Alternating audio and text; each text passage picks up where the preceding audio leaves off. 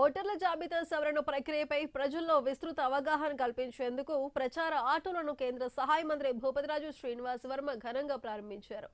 భీమవరంలోని BJP కార్యాలయం వద్ద 25 ప్రచార ఆటోలను ఆయన జెండా ఊపి ప్రారంభించారు. ఈ సందర్భంగా కేంద్ర మంత్రి స్వయంగా ఆటో నడిపి అందరిలో ఉత్సాహం నింపారు. అర్హులైన ప్రతి ఒక్కరూ ఓటరుగా నమోదయ్యేలా గ్రామ గ్రామాన కరపత్రాలు, ఆటోల ద్వారా విస్తృత ప్రచారం నిర్వహిస్తున్నట్లు ఆయన వెల్లడించారు.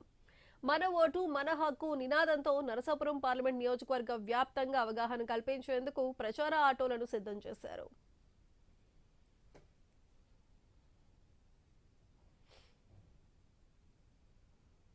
ప్రజలకి దీని మీద అవగాహన కల్పించాల్సినటువంటి అవసరం ఉన్నది. ఏదైతే ముఖ్యంగా ఏ ఉద్దేశంతో అయితే ఈ సర్వర్ని తీసుకురావడం జరిగిందో,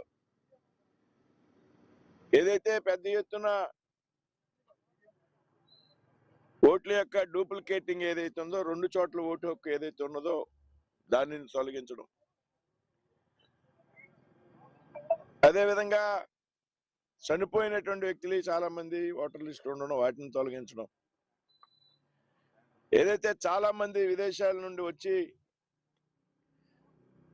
అక్రమంగా స్థిరపడి పెద్ద ఎత్తున ఓటర్లుగా నమోదైనటువంటి సందర్భంలో అటువంటి వారిని గుర్తించి తొలగించడం అనేటువంటి కార్యక్రమానికి ఎలక్షన్ కమిషన్ శ్రీకారం చుట్టడం జరిగింది.